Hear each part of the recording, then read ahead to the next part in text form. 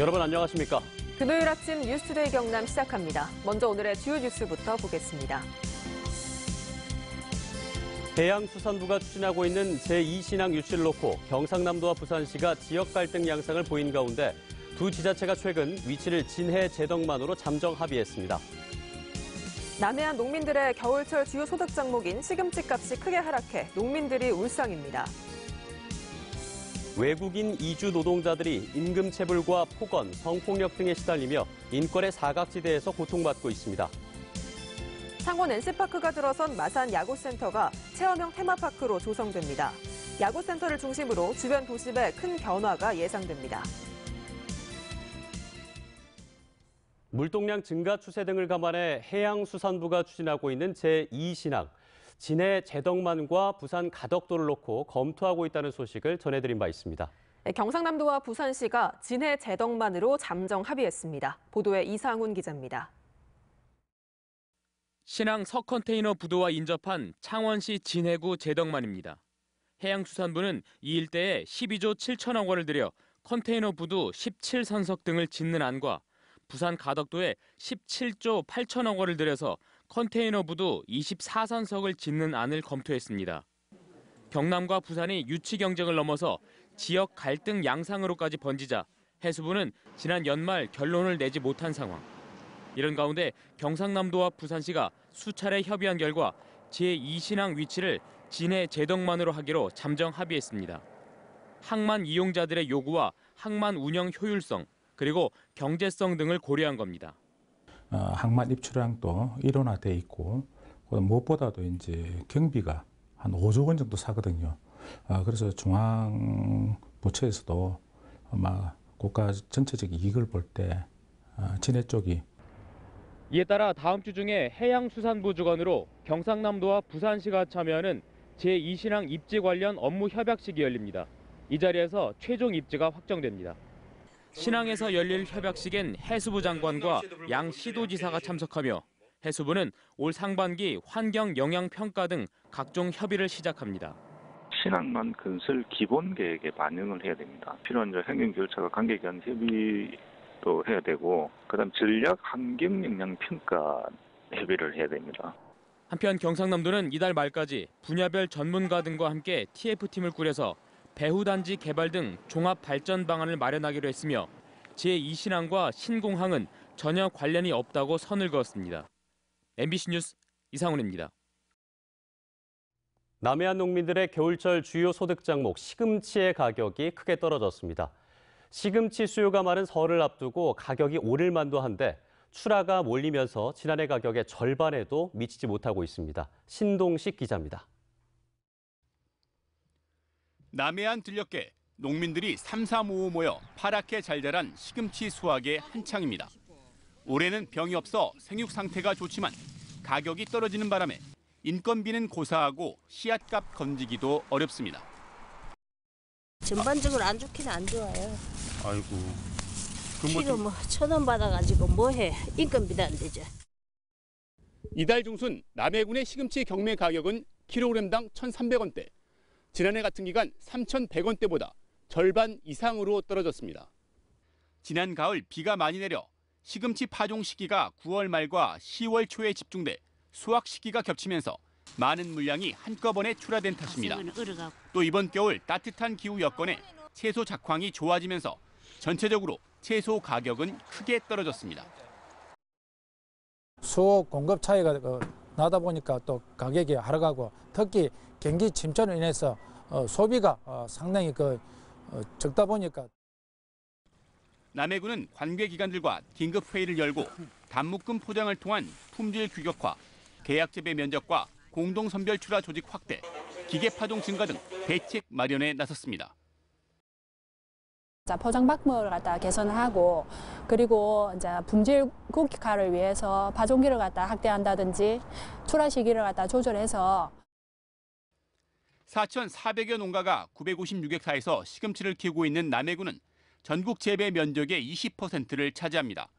설 명절과 대보름 수요 증가로 가격이 다소 오를 것으로 예상되지만 수급 조절 실패와 실망스러운 가격으로 농민들은 한층 추운 겨울을 맞고 있습니다. MBC 뉴스 신동식입니다.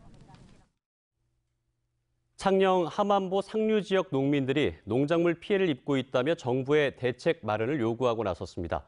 피해 농민들은 보가 갇혀 있는 탓에 안개가 생기고 기온이 떨어져 피해를 입고 있다고 주장하고 있습니다. 이에 보호 수문을 개방해 수위를 낮춰야 한다는 지적이 나옵니다. 서창우 기자입니다. 창녕 함안보 인근 한 비닐하우스. 다 자란 오이가 주렁주렁 매달려 있습니다. 그런데 바로 옆 비닐하우스 오이는 갈색빛을 띠며 말라 비틀어져 있습니다. 적정 온도 20도 이하로 떨어져 병해를 입은 겁니다.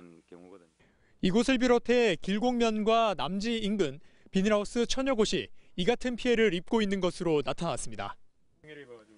농민들은 난방을 틀지 않아도 유지되던 실내 온도가 보가 들어서면서부터 떨어지기 시작했다고 주장합니다.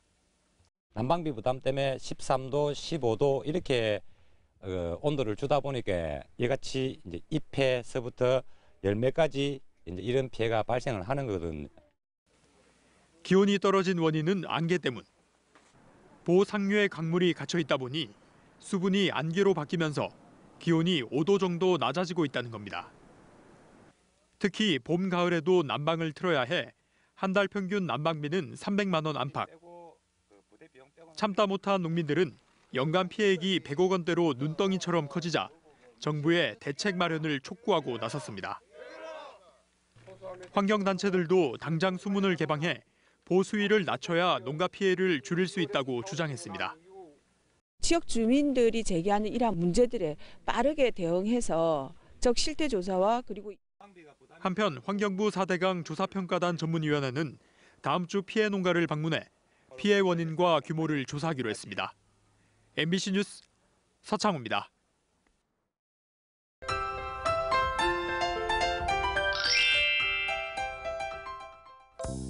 이번 주말 옷차림 든든히 하시기 바랍니다. 오늘 아침 영하 1도로 평년과 비슷합니다.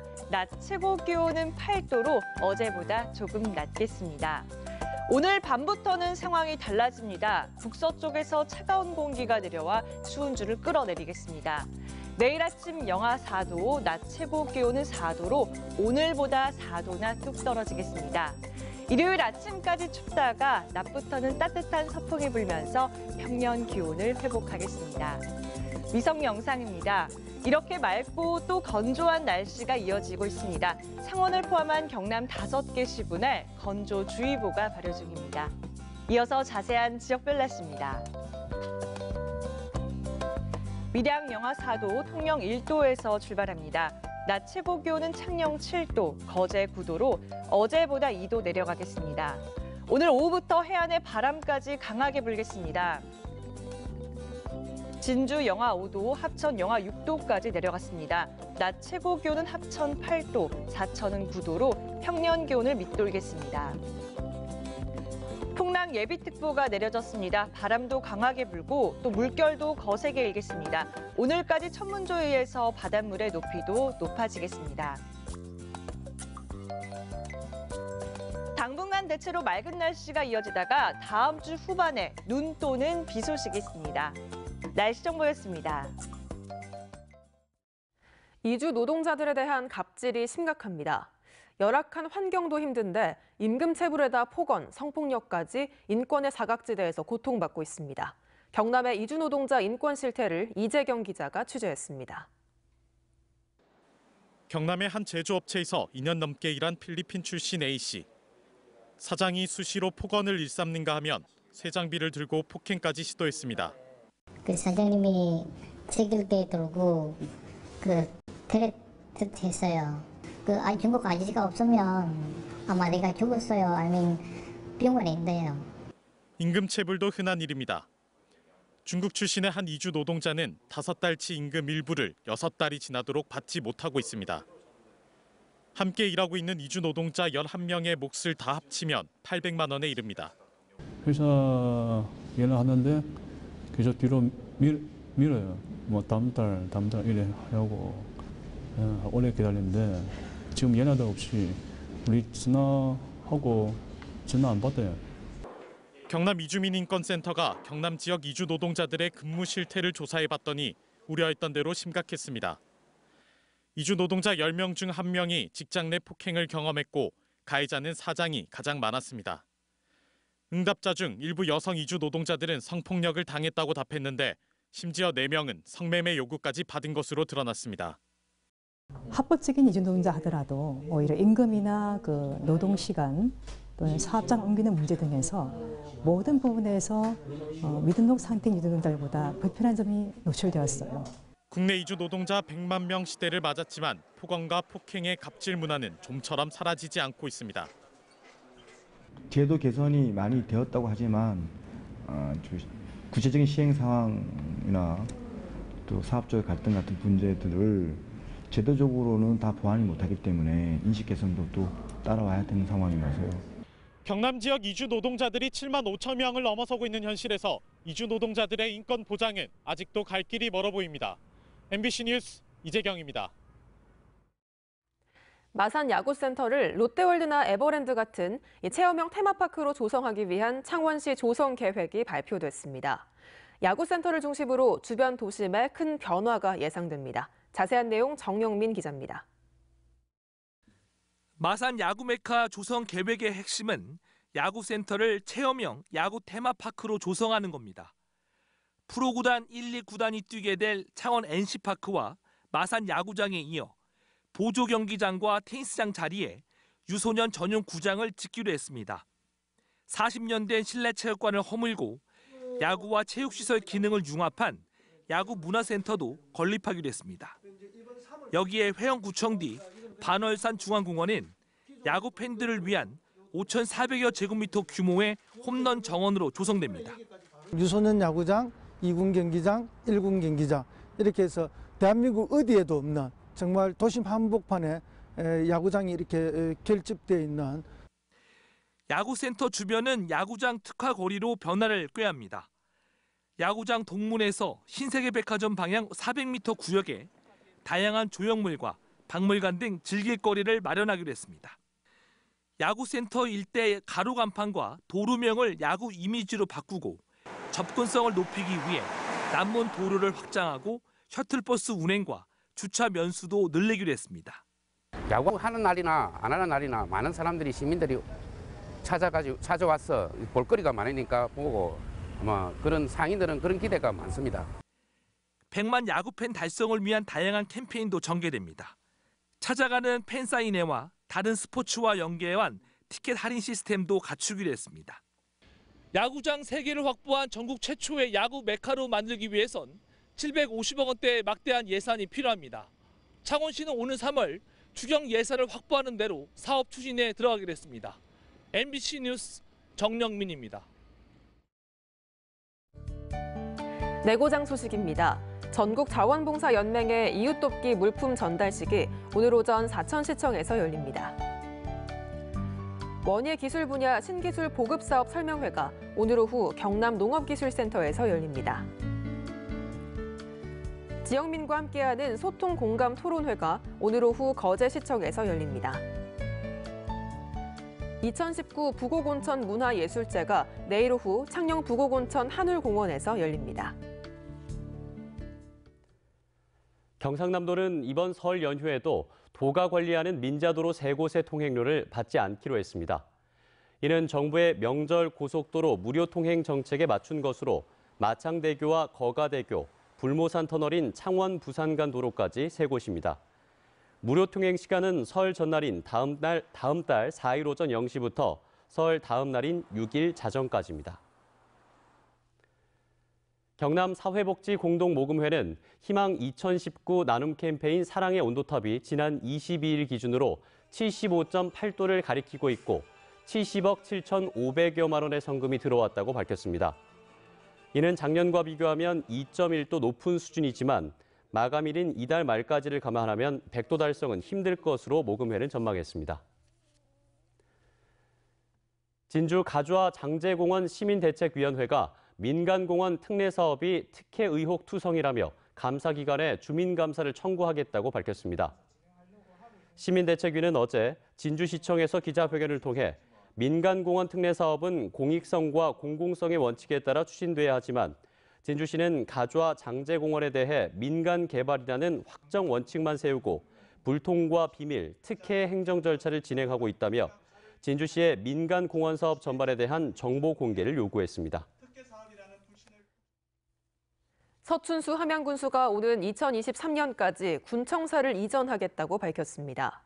함양군은 총 사업비 800억 원을 들여 지상 6층, 지하 1층 규모의 군청사를 함양읍 내 다른 곳에 건립할 계획이며 올해 말까지 의회와 군민들의 의견을 수렴할 예정입니다.